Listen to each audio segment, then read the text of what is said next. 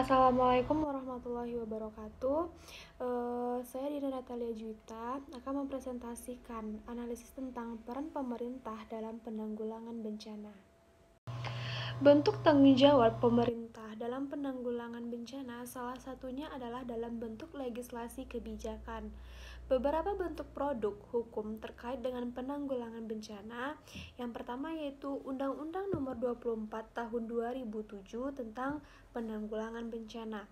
Yang kedua, Peraturan Pemerintah Nomor 21 Tahun 2008 tentang penanggulangan bencana. Yang selanjutnya, Peraturan Pemerintah Nomor 22 Tahun 2008 tentang pendanaan dan pengelolaan bantuan bencana. Yang terakhir yaitu Rencana Nasional Penanggulangan Bencana tahun 2010 sampai tahun 2014.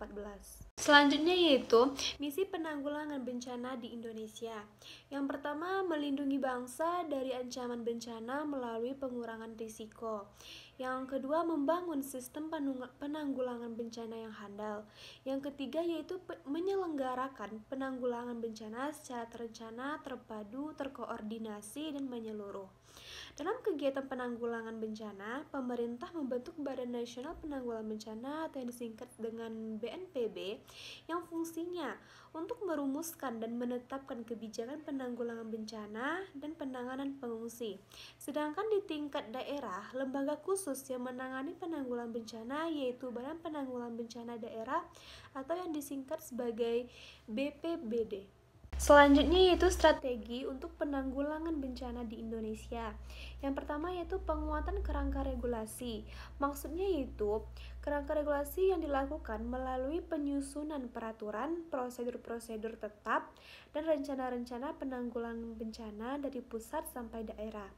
Yang kedua yaitu pemanduan program pengurangan risiko. Contohnya seperti RPJM, RKP, Kenstra, dan rencana kementerian atau lembaga, dan lain-lainnya. Yang ketiga yaitu pemberdayaan perguruan tinggi. Perguruan tinggi diharapkan dapat mengembangkan ilmu pengetahuan dan teknologi penanggulangan bencana yang sesuai dengan daerah masing-masing. Yang selanjutnya yaitu penanggulangan bencana berbasis masyarakat. Penanggulangan bencana berbasis masyarakat adalah upaya yang dilakukan oleh anggota masyarakat secara terorganisir baik sebelum, saat, dan sesudah bencana dengan menggunakan sumber daya yang mereka miliki semaksimal mungkin untuk mencegah, mengurangi, menghindari, dan memulihkan diri dari dampak bencana tersebut. Selanjutnya yaitu pembentukan Satuan Reaksi Cepat Penanggulangan Bencana.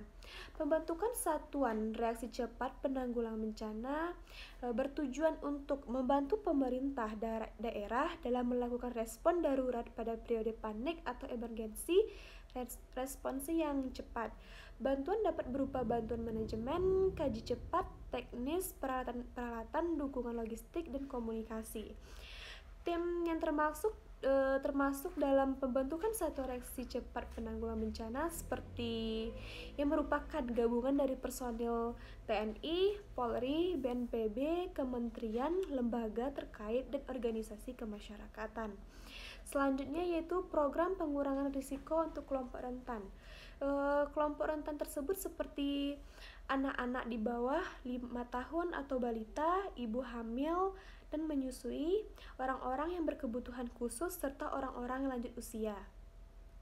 Selanjutnya, peningkatan peran LSM dan organisasi mitra pemerintahan, dan yang terakhir yaitu peningkatan peran dunia usaha. Selanjutnya yaitu macam-macam bencana. Yang pertama yaitu bencana geologi. Bencana geologi adalah bencana yang terjadi di permukaan bumi atau disebabkan oleh gerakan atau aktivitas dari dasar bumi yang muncul ke permukaan. Artinya geologi sendiri adalah ilmu yang mempelajari tentang bumi, sehingga macam-macam bencana geologi yang terjadi merupakan murni berasal dari aktivitas di permukaan bumi tersebut. Macam-macam bencana geologi seperti gelombang tsunami, gempa bumi, letusan gunung berapi, dan tanah longsor. Bencana geologi sangat sulit untuk dicegah datangnya, akan tetapi dalam upaya penanggulangan bisa dilakukan mitigasi struktural maupun mitigasi non-struktural.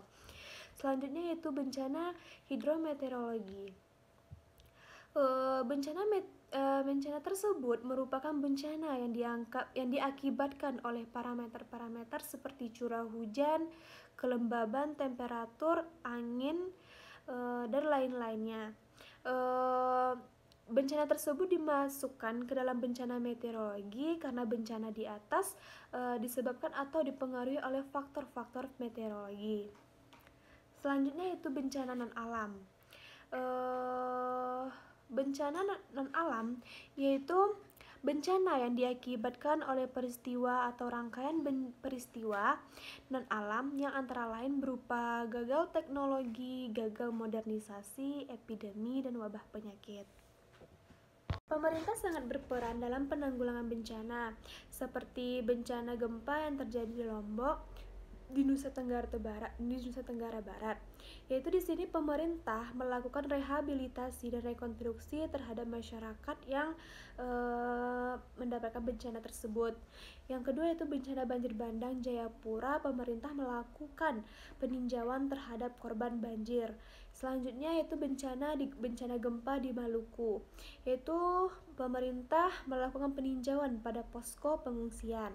Selanjutnya yaitu kebakaran hutan dan lahan di Sumatera dan Kalimantan, yaitu melakukan penanganan terhadap kebakaran hutan dan lahan tersebut. Selanjutnya banjir di Jabodetabek, yaitu melakukan kolaborasi dalam penanganan banjir tersebut. Selanjutnya pengiriman pasukan bantuan kemanusiaan ke Australia dalam menangani kebakaran hutan. Yang selanjutnya itu melakukan evakuasi warga negara Indonesia dari Wuhan, Cina ke Natuna untuk antisipasi virus corona. Selanjutnya penanganan bencana dengan pendekatan vegetatif, ekologi, dan ekosistem di Sukajaya, Kabupaten Bogor. Jadi kita harus menjaga alam kita karena itu tanggung jawab kita sendiri.